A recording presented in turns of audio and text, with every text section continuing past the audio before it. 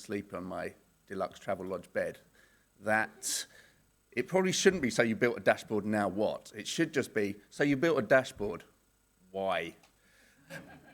And what we want to achieve here is to make us as analysts think where we sit in a cycle, where we sit in our provision of good analysis, how our analysis makes change and affects and impacts priorities and issues that are needed, not building analysis and tools and intelligence because we like to have a tinker and we like to do something new and fun. So we want to sit in amongst a process, not simply be the process within itself.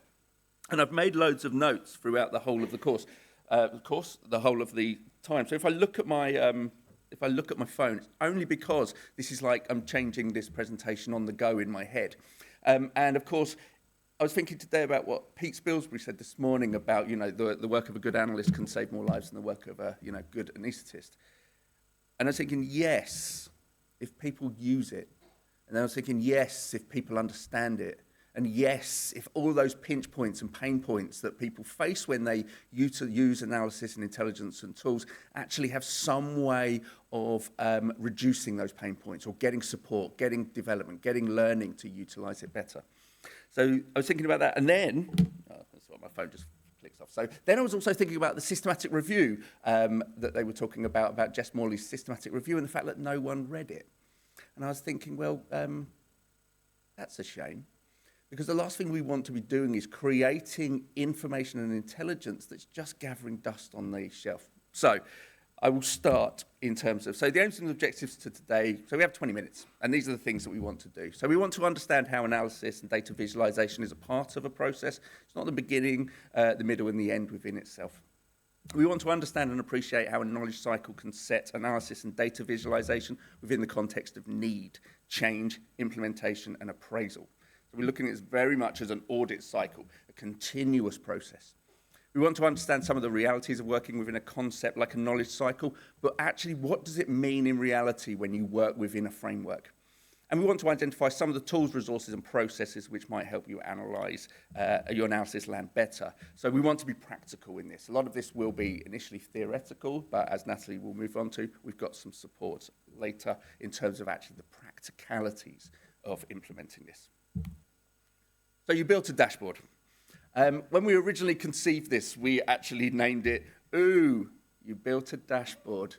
And we didn't want it to be, we did that because originally we were thinking there's an awful lot of dashboards. My word, there's a lot of dashboards. My wife's a midwife, and she's a digital midwife. So delivering robotic babies. And she's forever plugging data into these huge, enormous dashboards, and she's forever fielding calls about what does that mean? What does that mean? What's that data? Could you tell me what the numerator and denominator are for that thing? And so endless calls about people trying to use this mammoth dashboard. And I really want to get across, we're not here to be condescending about this, I promise you. This is as a result of doing lots and lots of analysis, data visualization, and intelligence products that we're pretty confident have sat gathering dust.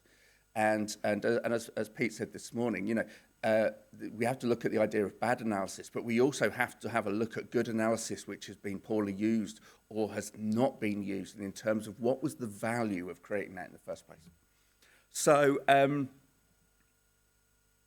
we rely on data to underpin good innovation, to rely on good intelligence, to convert basically the sheer volume of data that we have into an understandable, absorbable way. And primarily what we work along is the principle of data to decisions. We want data to be at the actual foundation of everything we do to actually be able to reflect need and demand in the populations that we serve. But we want it to be understandable and implementable by senior decision makers. And again, we've heard that throughout this conference. And as a result of that, we often jump far too into the actual thing, the need to create the thing, without actually thinking about actually what do we want to change? What is our theory of change, and how will our data and information support this? So we kind of came up with this idea to have a look at actually how we in the Department of Health, and particularly the local knowledge and intelligence services, I probably should have actually introduced this, shouldn't I? I've just gone off on it straight away. Hello. My name's James Harrison. I work for a local knowledge and intelligence service, and our role is to put data and intelligence into the hands of decision makers so that they can make practical changes and positive outcomes for the populations they serve. I work in the east of England, and this is my colleague Natalie, who works in the East Midlands. The Midlands? So yeah, sorry about that. Natalie even wrote down on the very first slide, introduce yourself. Yeah, honestly, don't. It might just be nerves, or it might just be like I've kind of, jumped straight into my usual flow.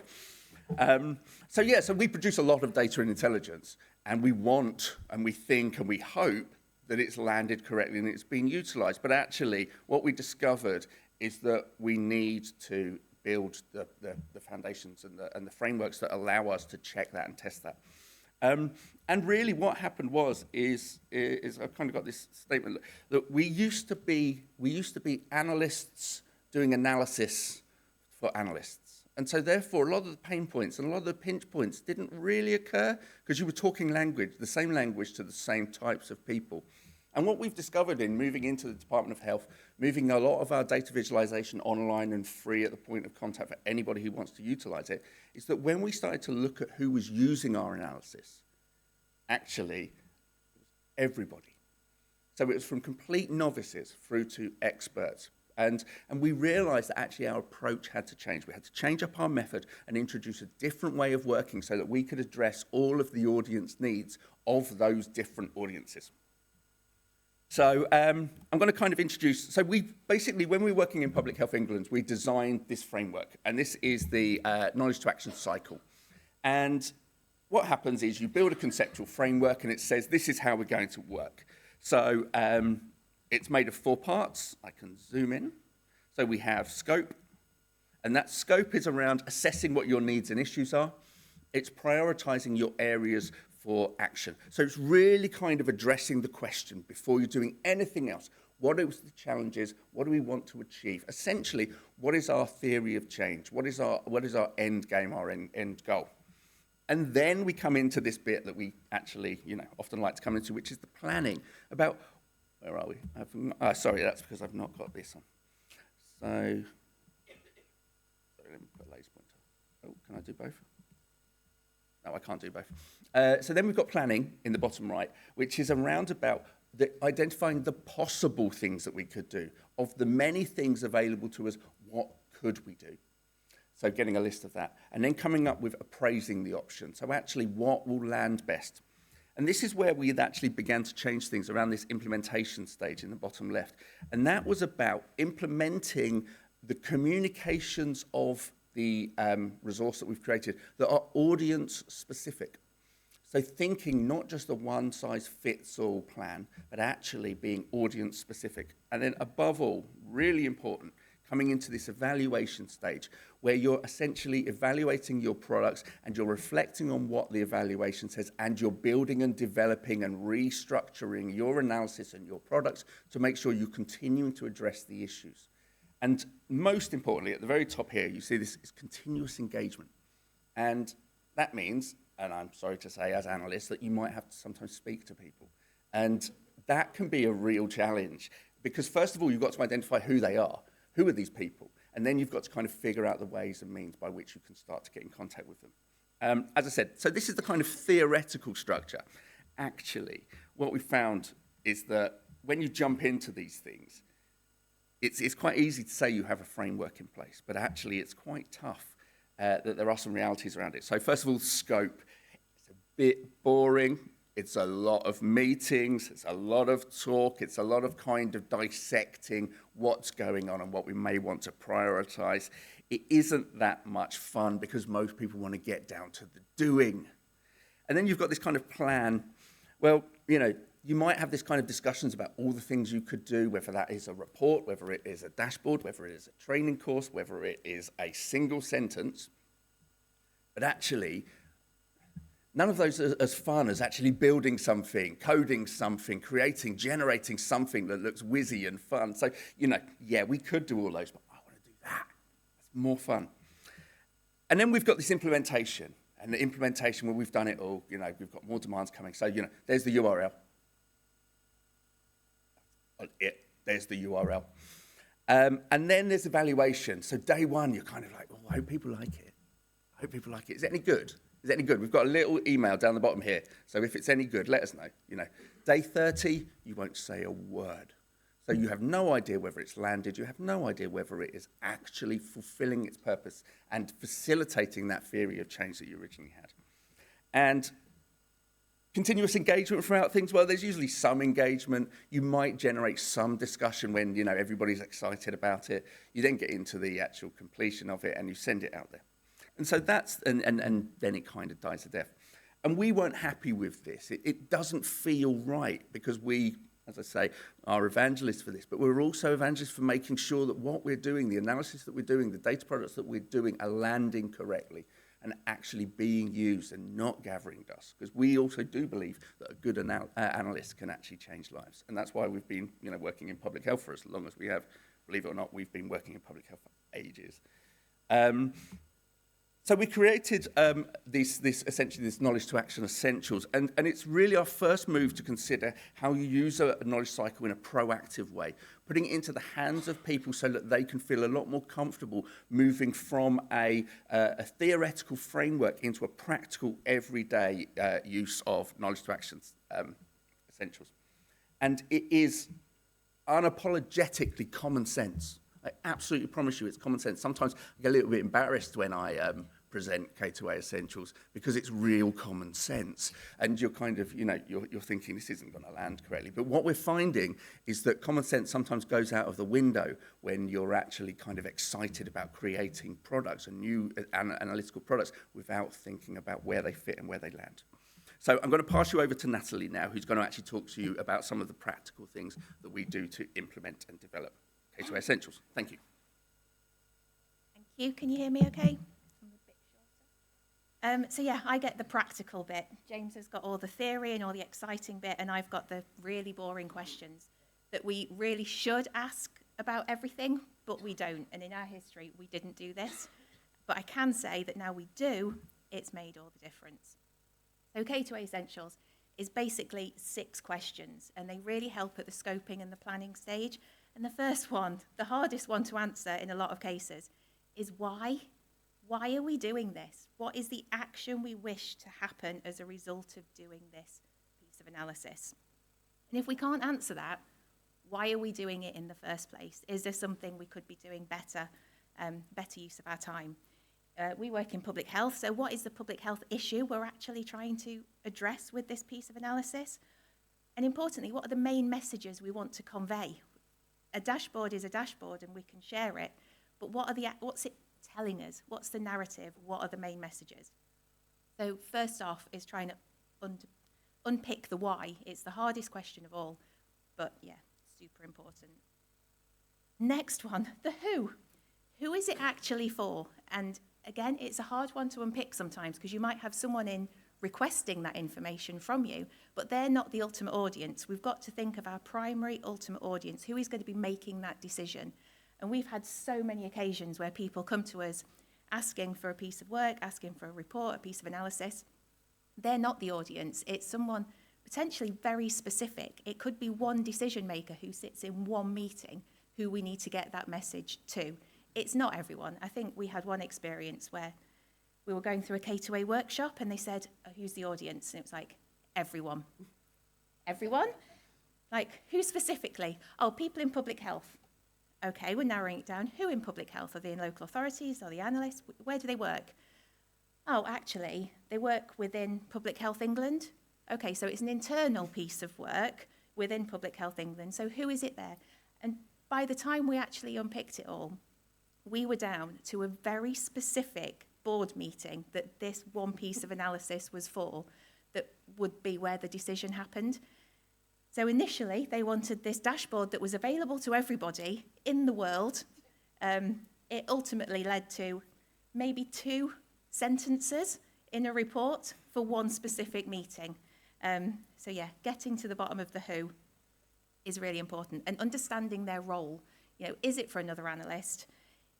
Is it for a commissioner? Oh, 5 minutes. And how are they going to access this information? I'll switch through quite quickly now. how are we actually going to get this message across to them? How will we know if it's landed with our audience? How can we facilitate this communication? Where are our audience? Are they in that meeting? Are they online at home? Do they work from home? What do they access that will help us get to them? What? Now, this is the point we decide if we're making a dashboard or not. We've had to answer all those initial questions before we even know what we're going to do. Is it a dashboard? Is it a report? Is it a slide deck? Is it just one number? Is it one number that's going to really land well and make the difference? And again, with the what level of content do we need? Do we need to include specific functionality? Do we have to include all the methods and caveats? Do we need the interpretation, or is the important bit the actual story that we're trying to tell, the narrative? So yeah, what are we trying to improve? Impact. I know this is so hard, and this has been a new one into the K2A Essentials. How will we know if we did a good job? How will we know if that decision was taken? How do we know if it reached our audience? So again, trying to think about that at the outset, so important and makes such a difference to the overall outcome. And when? When are we going to do this? Is there a cycle we need to hit? Is there something happening, commissioning cycle? Is there other activity going on? Let's put our heads in the place of our audience. What are they being bombarded with? And can we make it so our message hits at a really good time for them? So think about the when. I know I'm running out of time. So this was a really quick example of how we've used it.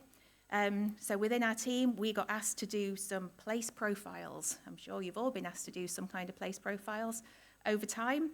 And again, they wanted it for everyone, but what it actually boiled down to when we actually went through the K2A process was specifically they wanted an internal document that they could update, and they wanted it because they wanted to be able to go into meetings with their place and not feel blindsided by anything.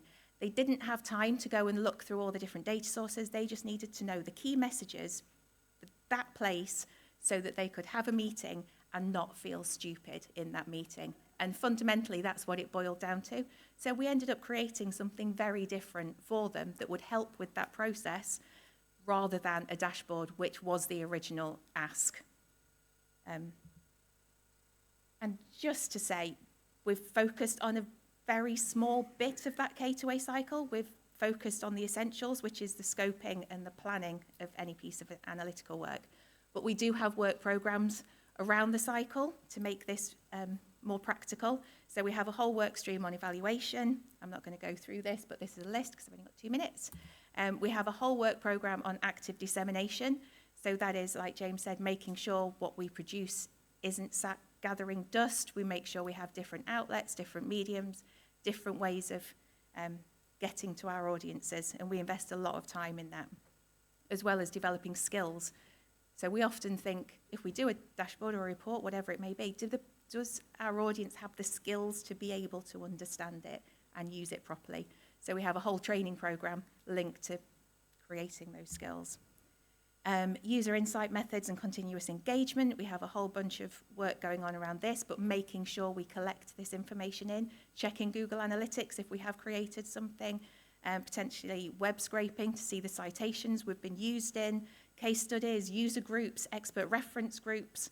We have all sorts of methods in place. And because we are down on time, we have a whole bunch of resources that are available. So I'm sure we can share these, so you'll get the links. We have a lot of resources available on PHI Online, which is on the Future NHS platform. So you can go in, you can get the conversation prompts to help with the K2A Essentials, you can get questionnaires, you can get all sorts of things that help you go through the process, and some e-learning as well to help you. And we've got time for questions, and there is a workshop this afternoon to go into this in a bit more detail. So it's last thing this afternoon in Hattingham, which I think is over there. So you have a whole 90 minutes to go through some of the practicalities. So I hope to see you there later. So questions, if there are any.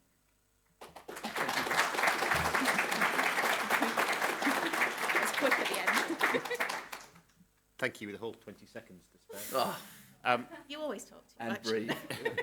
So just a reminder, if you've got questions, please put them on Slido. You should have it's the same link as before if you select the Day to Beckbury on the drop-down, or the Slido code is 3716942. 3716942. If we just kick off with the Chair's prerogative, fantastic application of problem structuring, and I don't think we're doing anywhere near enough right across the public sector, not only in health, and we often don't put enough value onto the output of the problem structuring itself, even before we get as far as a number. Were there any? I mean, you can find endless books and things on problem structuring techniques. Were there any techniques or principles beyond the kind of the cycle that you touched on that were helpful? So it's probably fair to say that we didn't just kind of invent this. It is actually, there is an evidence base behind it. So we took a lot from a lot of the knowledge mobilisation work that occurs in Canada, and particularly around two individuals called Brecken and Dodson. That gave us that kind of structure. In terms of what helped, is what we realised quite early on is that we had to socialise this internally, and that was a huge challenge. That we're literally changing the culture of how people jump into analysis, and that was a real challenge. But once it kind of the wheels got going, we found that was suddenly then very easy. And then one of the other final things is that actually sometimes it's quite easy to challenge someone to say, why did you do that? And it's quite easy to challenge someone and say, why didn't you speak to somebody about it? Why didn't you ask what was the theory of change? And if you can do that and they can come up with it, again, it's those kind of light bulb moments that make it a lot easier within an organisation. And was that change toughest amongst the people who were commissioning you, kind of want to come along and say, I want a dashboard? Or was it the analysts who kind of want to say, well, I just want to play the data and do some maths? Yeah. It's the latter. The Absolutely. What we found is that the commissioners of our work, internally, externally, are really engaged with this because it makes them think about what they really want to achieve. We found that the harder elements are to change that kind of analytical process, because people want to do the fun things. They want to develop their skills. They want to be innovative, and they want to kind of delve deep. And I love all of that. I think it's essential. But what I love more is using analytics to address and challenge and change really kind of pressing issues. Thank you. Are there any final questions? Anybody want to pop their hand up if they don't want to put anything on Slido?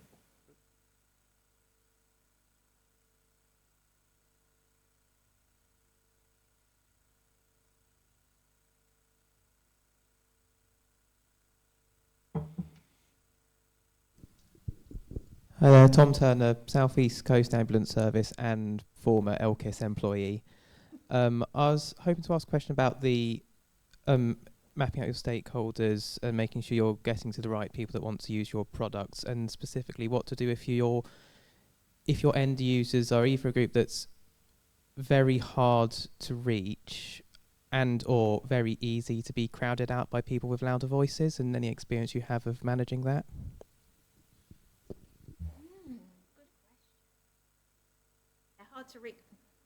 Hard to reach are always pretty hard to reach. I think it's back to that who question of it's figuring out the routes to get to them. So you might not be able to ultimately get to the audience you want, but who can you use, who you can access to get to them, and maybe that's the trigger in. So it's really trying to identify that journey, the sort of decision-making journey, I think.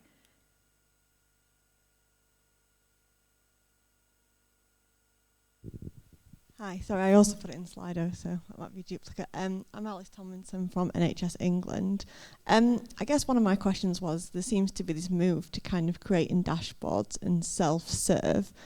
And with that, there's maybe not been the thought given to the stakeholders that are going to be using that and their technical skills. And I think I had an epiphany once of thinking, I've made these great dashboards, and I was in a meeting with quite senior people who maybe struggle to fill a spreadsheet. Like, have you considered that kind of in that life cycle about how once that URL's been sent, it isn't sort of then never used because people don't feel confident using that tool? Yeah, it's in this active dissemination part. So long before we started to embed things like knowledge cycle, we were active trainers of analysts around utilising public health intelligence, statistics, and using data better. We naturally transitioned into the wider workforce, and suddenly you see that the experiences of an analyst is very different from the experiences of a commissioner or a program manager.